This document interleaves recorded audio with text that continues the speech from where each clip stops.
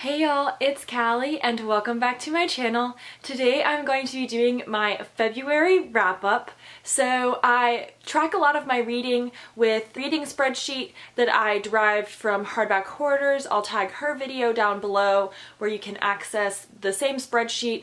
I removed a lot of the pages and made a few edits to make it more personalized to me, and I've really enjoyed it. So if I look this way, I've got my laptop right here so I can tell you guys about my stats. This month I read 23 books. What? I can't even comprehend that myself, so it's a lot. I read a total, according to this, which is not as accurate. I count pages in my Owl Crate reading journal, so that's a little bit more accurate, but according to this, I read a total of 8,059 pages. That's a lot. I read 1 classic, 8 contemporaries, 3 dystopians, 5 fantasies, 1 paranormal, 1 historical, 1 sci-fi, 1 story? Not sure what that means. I don't know. I rated 1 2 stars, 3 2.5 stars, 1 3 star, 2 3.5 stars, 4 4 stars, 6 4.5 stars, and 6 5 stars. I listened to 4 audiobooks, I read 5 ebooks, and read 14 physical books. That is a lot. So I'm going to go ahead and get on into this. The first book I read in February was Girls on Film by Zoe Dean. I gave this book 2 stars. It was okay for what it was. It's the second in a series and I felt a little lost because I hadn't read the first book, and there is a toe fetish in here. It's maybe 2 pages long, but it's creepy enough that it just grossed me out for a second and I had to set the book down.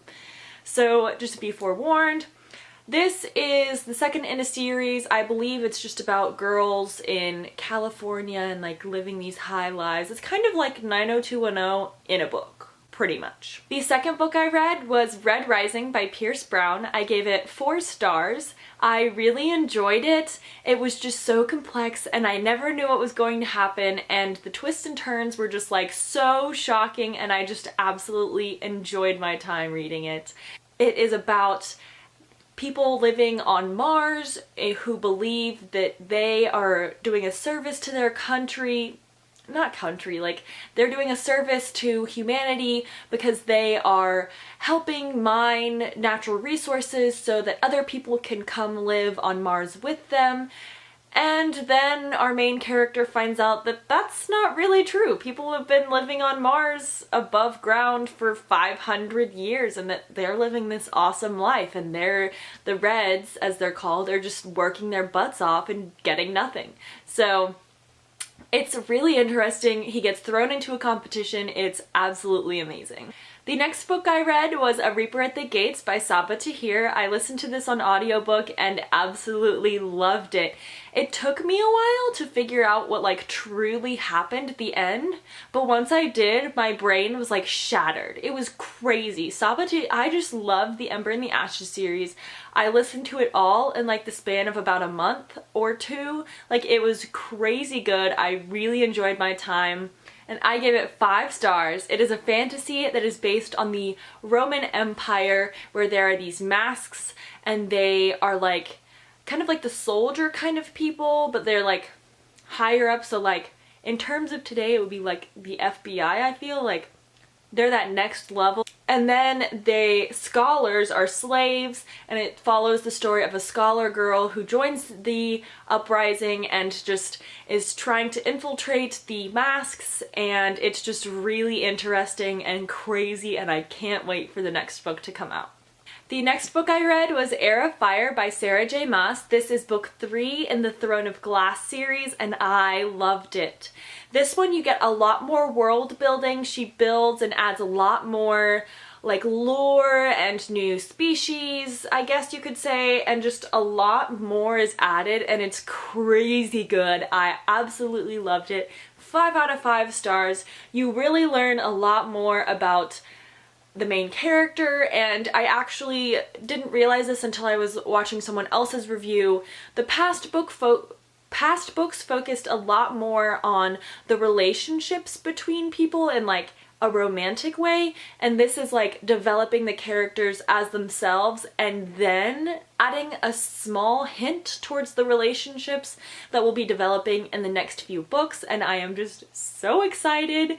I get so mad because when I look at ACOTAR fan art, a bunch of the Kingdom of Ash spoiler stuff keeps trying to come up, and I'm like, no, not today, I'm not there yet, please do not. The next book I read is What If It's Us by Becky Albertalli and Adam Silvera. I gave this 5 out of 5 stars. I absolutely loved it. I love Becky Albertalli's writing.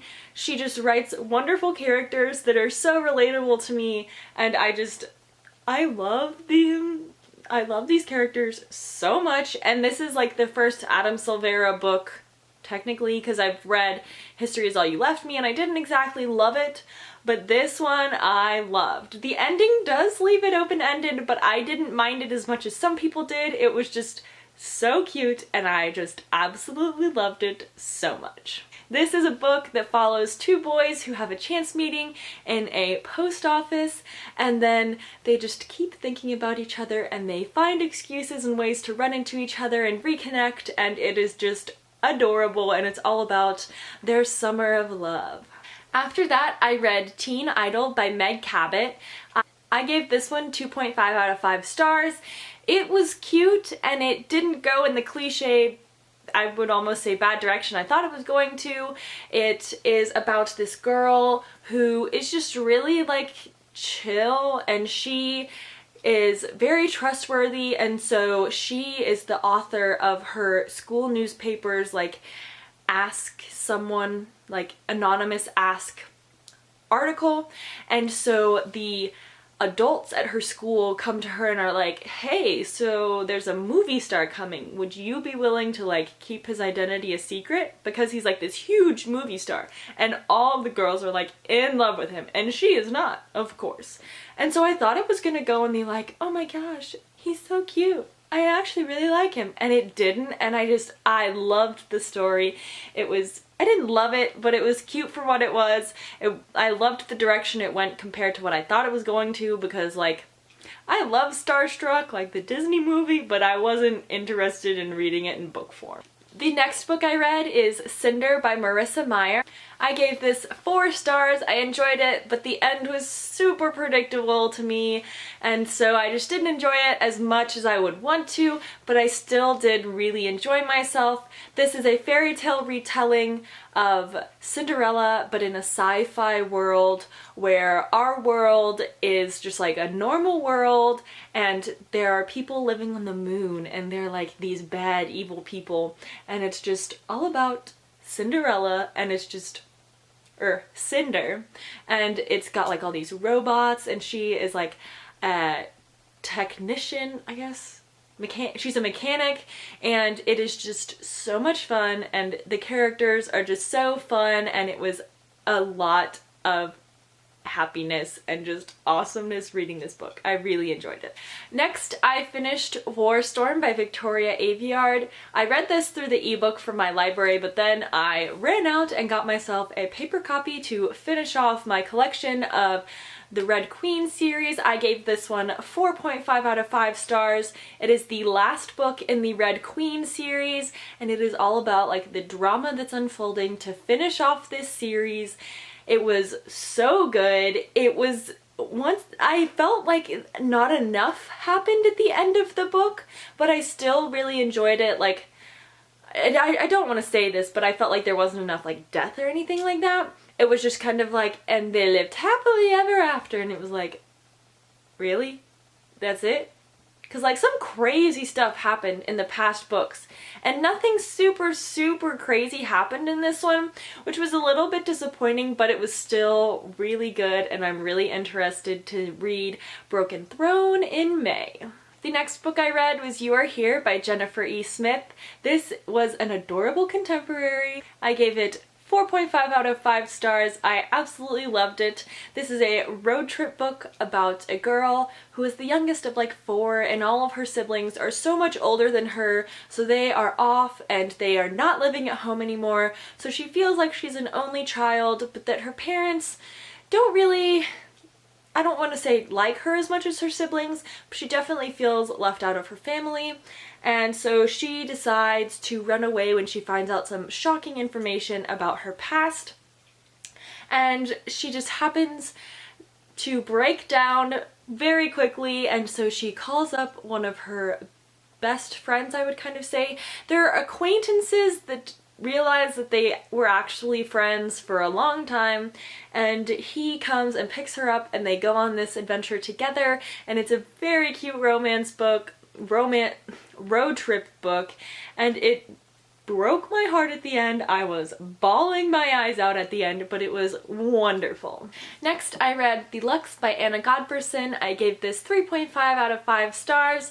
Once again, the ending was super predictable for this one, but I still really enjoyed my time.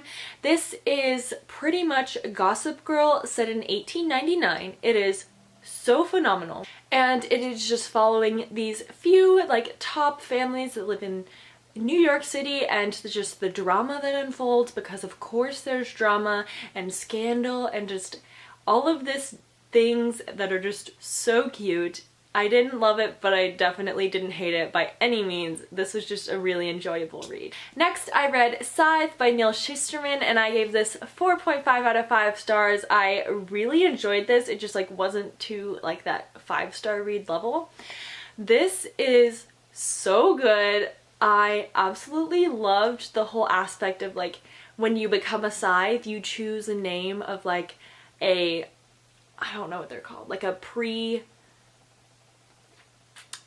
immortality name of like a philosopher or like a really significant figure. I really enjoyed that aspect. But this is a book about these two normal kids living in this world, our world, where there's no natural death. The only way to die is if these people called scythes glean you, which is pretty much just a fancy name for killing. And so these two kids become the apprentices of this one scythe, and it's just all the drama that unfolds, and like they end up being like pitted against each other, and it is just phenomenal. This is my first Neil Shusterman, and I absolutely loved it. I cannot wait for Thunderhead and the new one that is coming out this year. The next book I read was Odd One Out by Nick Stone. I listened to this on audiobook, and I absolutely adored it. I gave it 4.5 out of 5 stars. This is the perfect love triangle because it's actually a triangle, because it's got two girls and a guy, and the two girls like each other and the guy, and it's just drama and all about like labeling sexuality, and just it's just so amazing. I really admire Nick Stone, especially after listening to the acknowledgements and her author's note at the end, because she actually came out to her husband after they got married, and I just like, I really like, I don't know why, but that really like sticks out to me. Like you've never really heard of that before in terms of like accepting, and like it's just really cool, and I just really admire her. I actually saw her at the Lee Bardugo meetup without actually realizing that like she was so cool, and I really regret not knowing, because that was that would have been amazing. Odd One Out is about, it's got the 3 perspectives of the 2 girls and the 1 guy. The 1 girl and the guy, Cooper, have been friends forever. They have sleepovers all the time. They're really touchy-feely because the girl is a lesbian. And then a new girl comes to school and they become a trio of friends, and the drama unfolds, and it's just so good, and I absolutely loved it. After that, I finished The 12 Days of Dash and Lily by Rachel Cohn and David Levithan. I gave this one a 4.5 out of 5 stars. I really enjoyed this, but it just wasn't to the level of Dash and Lily's Book of Dares. This is the sequel to that story, and it is kind of like just a year later, just catching up with the characters, seeing what's been going on, and Lily has had a lot that went on in her last year, and it's just she's kind of started to distance herself and stress herself out unnecessarily, and so it is about like the two of them like kind of like figuring out like, okay, this was kind of like just the honeymoon phase, and then we fell out, and now we need to find our way back because we really do like each other a lot, and it's just so adorable. I love Rachel Cohn and David Levithan's books together. The next book I finished was A Court of Frost and Starlight by Sarah J Maas, aka My Whole Heart, because I, one, love Sarah J Maas as a person. Like, she is literally a queen. And two, this is just fanfiction by Sarah J Maas, and I loved it. That was exactly what I wanted. I know a lot of people didn't love it, but I did, because it was everything I wanted in another ACOTAR book. I am so glad I finally picked it up. I was a little hesitant because of the bad reviews, but I absolutely loved it. This follows the events of ACO War, and it's just kind of them living their lives, dealing with the aftermath. It's amazing. If you love ACOTAR, you would probably enjoy this, but if you didn't love it, you might want to be cautious about buying it and maybe pick it up through your library or something along those lines so you don't feel like you wasted any money. Next, I finished Dreams of Gods and Monsters by Laini Taylor. This is the last book in the Daughter of Smoke and Bone trilogy. I rated this 5 out of 5 stars. I absolutely loved this one. I think this one is my favorite out of the whole series. It was just so good. I really loved the Eliza character that we were introduced to, and just the way that everything kind of connected, and just it worked out so well. In the epilogue, I didn't know if it was gonna work out well, and it was stressing me out, but I absolutely loved it, and it ended up working out well in the end. But it was so cute, and this is just such an adorable story.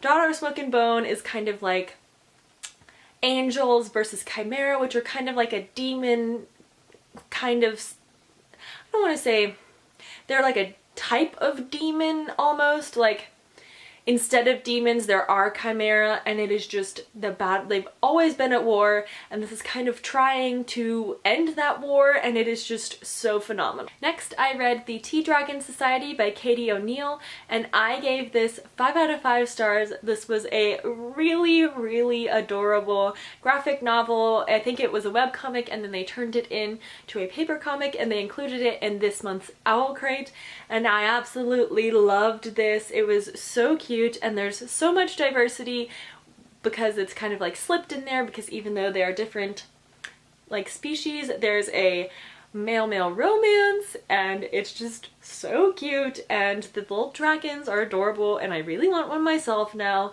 It was a really quick read. I would highly suggest this. It was just so adorable and just a quick fun read to just kind of relax a little bit. Next, I read One Moment in Time by Lauren Barnholtz. This is technically book 2 in the Moment of Truth series, but each book can be read as a standalone because each book follows a different character's perspective. It is about this girl who's going on her senior trip, and she gets an email from her freshman self that says, "Do something crazy." And so she is just trying to be like, well, I don't want to do something crazy. And then her like, maybe I should. And it is so phenomenal. You have to kind of suspend your beliefs sometimes, because like her, as a high school senior myself who has gone on school trips recently, the things that she does are not at all possible, because like the teachers will definitely not just let you roam a like city in Florida for like 4 days by yourselves. That definitely doesn't happen. But as long as you can like pretend that that isn't a thing, this was so much fun. I loved the romance. It was just so adorable. Definitely really cute. I gave this 3.5 out of 5 stars because sometimes like it was a little cliche and a little too obvious, but I still really enjoyed my time. Next, I finished Anne of Avonlea by Ella Montgomery. This is book 2 in the Anne of Green Gables series. This was a 2.5 out of 5 stars for me. I enjoyed my time, but like I don't love Anne of Green Gables, and there were a few comments in this one that I was like, are you kidding me? Because when a 7-year-old is like being possessive over his non-existent wife and saying like, she'll do what I want because she's my wife, I was like, can mean like not. But you have to understand that this was written in 1909 when that was standard.